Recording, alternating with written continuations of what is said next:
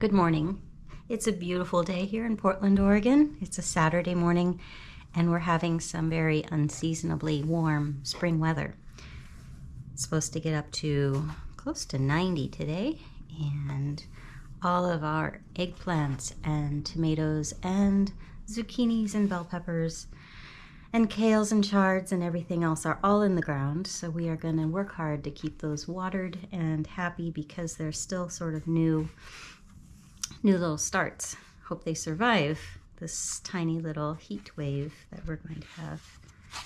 So today what I want to show to you is something that I learned recently from there are this trio of women in England and near Cornwall, and two of them live, I think, on the Lizard Peninsula. This is a place that I never knew about until I started following them, and often I will have one or other of them playing on my iPad as I am painting.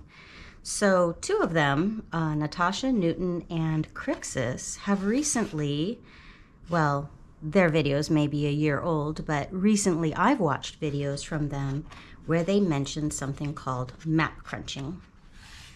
And map crunching is simply, it's a website called mapcrunch.com, and it is a website that will take you to a random place of Google Street View in the world, anywhere in the world.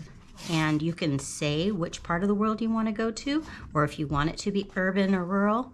But this one is from Flanders, and this one is just one of the, I just click go, and I got this, and I thought, I can work with this. This is a really interesting, this image has some perspective to it. It had some interesting clouds to try and work with. And the structure was a simple enough structure that, you know, it would show up nicely in a simply drawn sort of illustrated picture. And I could work on just playing with the color, the pieces of color.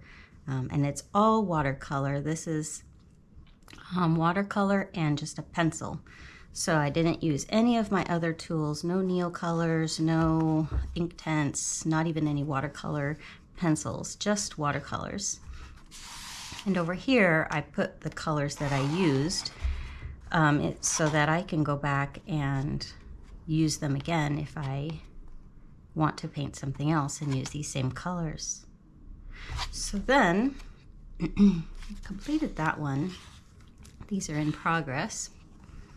But then I decided to give it another try with the map crunching. I don't know, this might be my new, something that I do now. So this time I put my colors on a card. It's the exact same watercolor paper. I just cut a bookmark off so that I can tuck it into here and remember the colors that I used. And this is a scene from Slovenia. And as you might guess, of course, they don't have purple hillsides, and they don't actually have 3 trees over here, and the buildings are not arranged quite this way in the picture. I'll show you the picture. In fact, I should pull that up and show you the actual picture. But this is the image that I filmed the process for. And so if you're interested, get a cup of coffee or tea, get your own paint supplies, and come along with me, and I'll show you how I painted this picture and the techniques that I used. Yeah, I'm really pleased with it, and I think I will be a map cruncher now for a long time. All right, let's get into the process video. Okay, here we are in the process part of the video. And of course, starting with drawing. In this picture, I drew the whole picture with the Stabilo black. This is a water-soluble pencil, very much like a black watercolor pencil, but it's a little bit more water-soluble than the watercolor pencils that I use. That means it runs quite a bit more than the other ones, and That's not always desirable, but in this case, it's desirable. So you can see the picture that I was working with. In fact, I showed you first the picture that I was working with and then a close-up of the picture that I was working with. I think I'll pop it up there again so I can talk about it. So you see that I've drawn the buildings not the way the picture is quite. And later on in the video, you'll see that I didn't, like these two trees that I'm putting there that are similar to the picture. Later on in the painting, I decide that we need another tree. Things in threes tend to work quite well. When I was designing houses for people, I would very often create trios of windows, for instance, because having 3 windows across, either 2 smaller ones on the sides and 1 in the middle, but this trio of windows is very settling to us somehow, and it gives a sense of permanence and sort of power, because it sets up a bit of hierarchy. So you can see even in the fence piece on the left side, there's 3 pieces, and that's not the same as it was in the original image. That's the editing, the artistic editing that one does. Now here, this is sped up to 4 times the speed because I draw very slowly, much too slowly for YouTube viewers, and so this part of the video also had some painting. I started off with this beautiful yellow quinacridone gold, and you can see it on my card off there to the left. I painted it, and then later I will write over it with a pen when it's dry.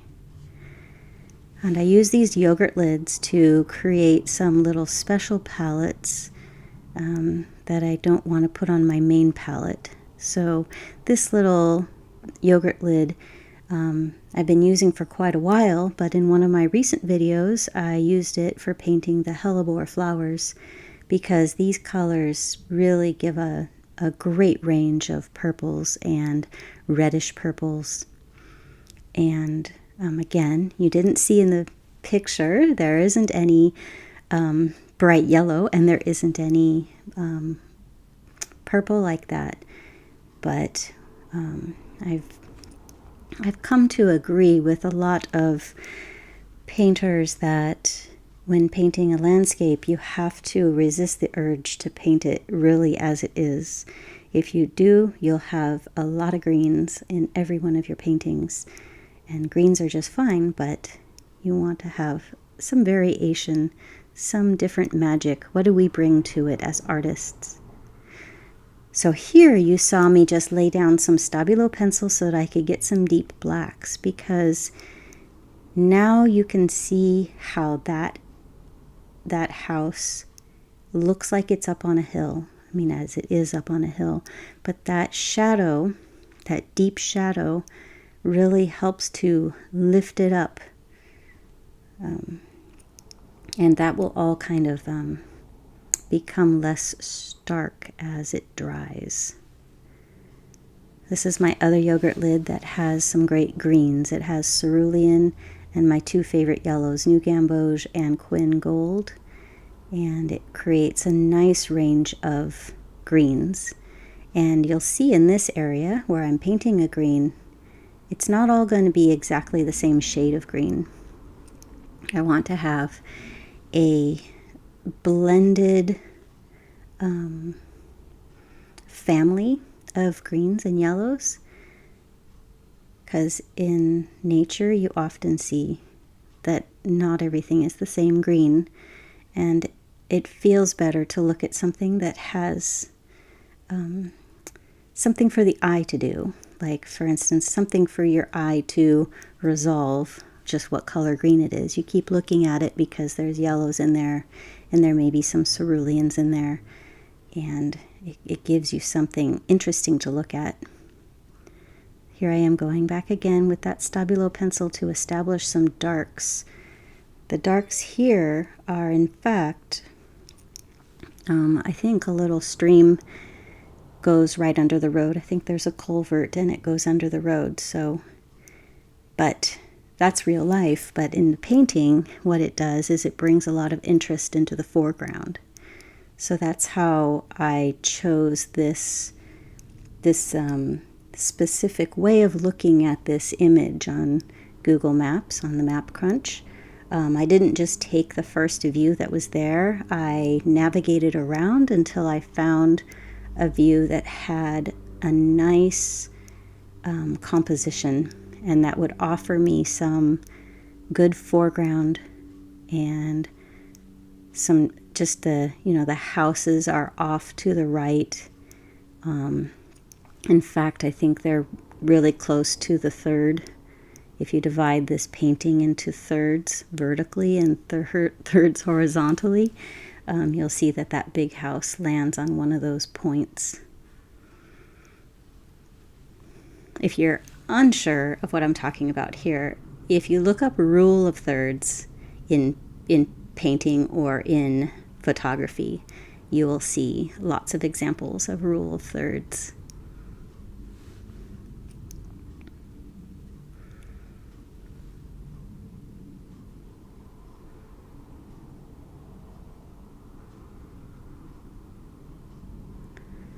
So you might notice that on those trees up to the upper right, I only painted part of them with a deeper green. And this is something that I think it takes me a long time to figure out how to not paint in the whole shape with the same color. I mean, I just went into talking about how I like to mix the greens, but this is a different way where I've put down those deep greens and I'm letting it dry completely before I glaze over with another color on those trees. Okay, this is a technique that I've developed, and it wasn't too successful right here. This is a stick that I found while we were hiking one day, and I like to blend and make texture with the edge of the stick. And sometimes I use different tools that are similar, but this one has a really great width for what I'm trying to achieve here. So before you get worried that I'm covering up all of that beautiful, beautiful quinacridone gold color with the orange, it'll all shine through pretty soon. And it'll look even more beautiful with the orange color peeking in between.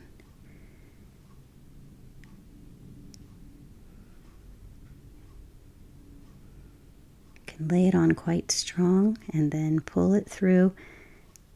And I keep wetting my stick if I find that the paint is drying.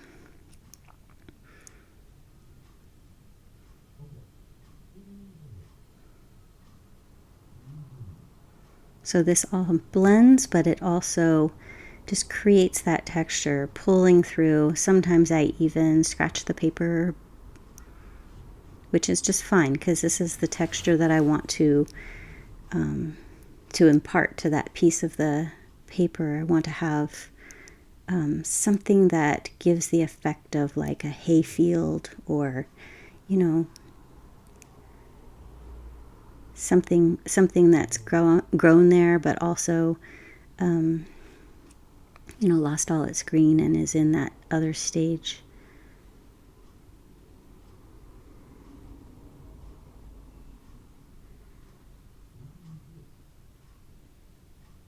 I wanted to warm up that driveway that I had put the brown color on, so I'm glazing over with a little bit of Pyrrole red.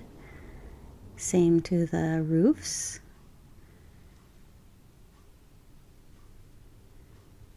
And as you see the different stops on this video, when you see the little parts where I've cut in from before, I stop quite often to allow the paint to dry.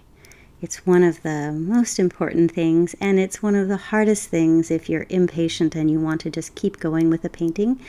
Is very hard to just let that paint dry so that you can glaze over the top. But I tell you, the effect is very different. Like that yellow that I just put on the top of the green, that wouldn't look that way at all if I had put it there when that green was still wet. It's got to be dry. And I'm letting it dry a little bit, but you're going to see, I think, I bring that stick back out and I rub those yellows down. There we go. This also gives a sense of movement. It gives a little bit of a perspective to that hillside when I have it, when I'm drawing the stick through in that direction.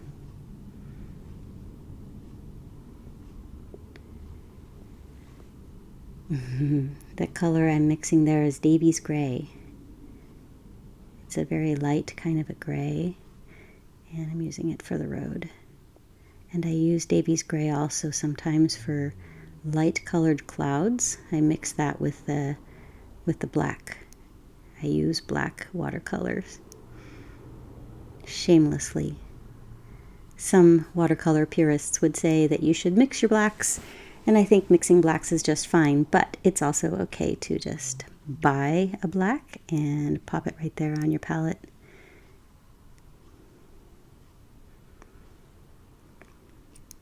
There we are with the color palette card.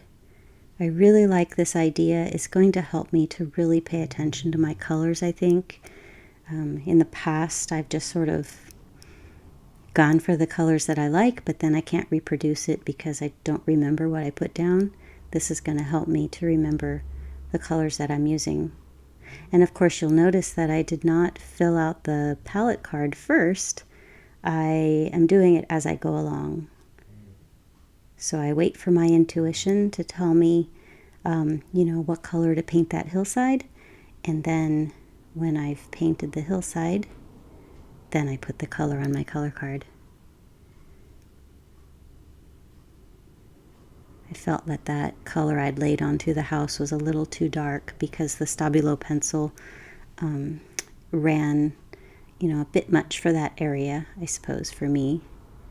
And I want to establish, I'm using the stick just to pull the paint off of that face of the house because the shadow is to the left of us. You see how the shadows are to the left. So for the houses to be realistic, it has to be lighter on that right face. And here's the method I've used to develop clouds. I rub my brush with clean water and move it around on the paper, and then I just dab it out with a regular kitchen towel, paper towel.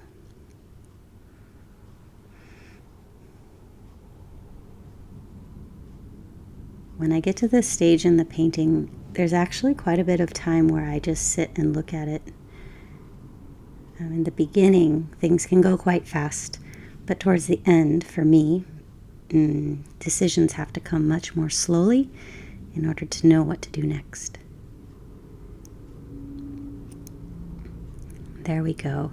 So now I have a trio of items with this stick. I have the green, I have the hayfield, and now I'm going to have the lavender field, all kind of showing that texture. And they're all sort of in the middle range. They're not too close to us, and they're not too far away. And so I think it's appropriate to put that texture in there. You see in my faraway mountains, I'm not going to change those at all. And now I'm going to work in the foreground for a while to bring in some interest and some more definition to what's happening down here.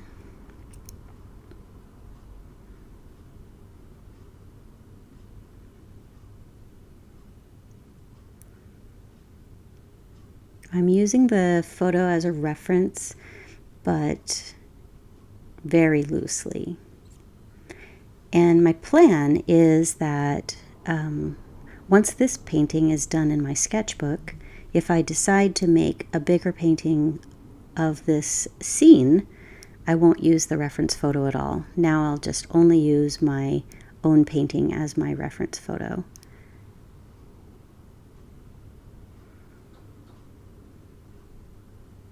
I'm starting to have a little bit of an urge to put together a calendar for 2024 with some of the paintings that I'm that I'm putting together.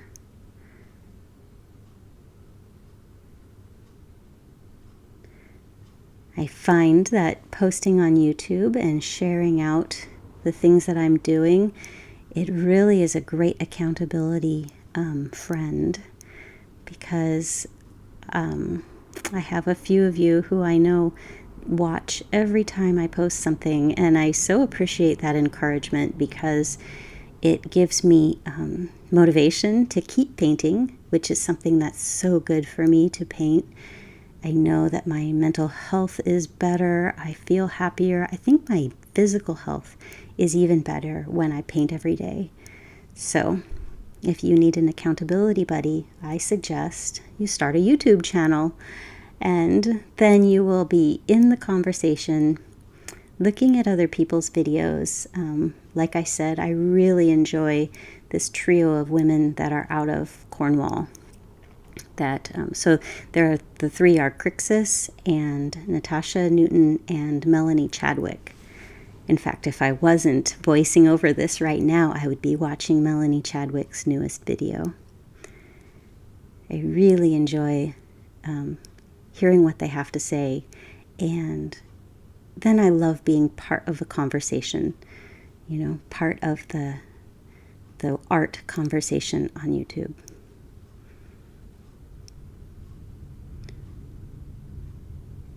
So there's some dots, and you can see, so there's dots of green that I'm putting in right here. And I think what gave me the idea is that I had put dots in that shadowy part of my bluff there with a Stabilo pencil. So now I'm bringing some dots down over to this side.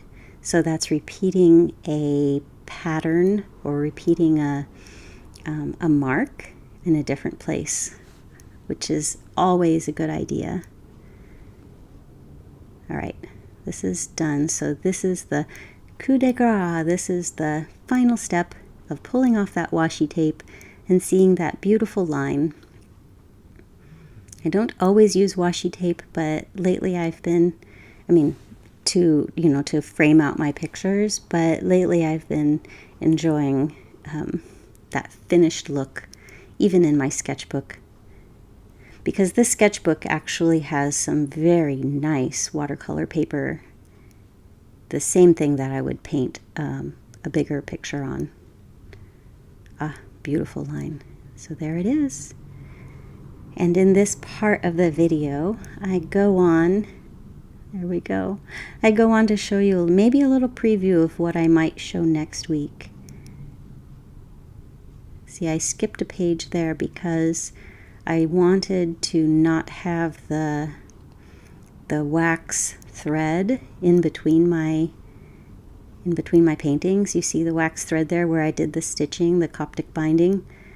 So I like having that more clean page.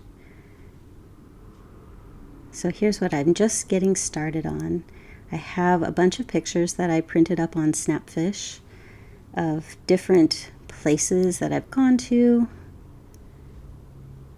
usually around Oregon. I think pretty much all these pictures are in Oregon, and I'm trying to decide what pictures to do that would be just a one side or the other.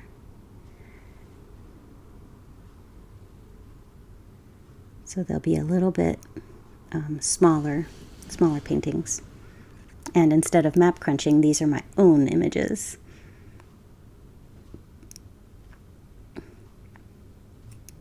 There we go. Those are the ones I chose, both from the Oregon coast, from the middle Oregon coast. The left one is a picture of the back part of a friend's beach cabin. Yeah, I'll have to do that one day. And on the right is high up on a bluff. I think it's called Devil's Churn, perhaps. It's in the central Oregon coast. And here I'm looking at some houses in our neighborhood that I've been wanting to try out.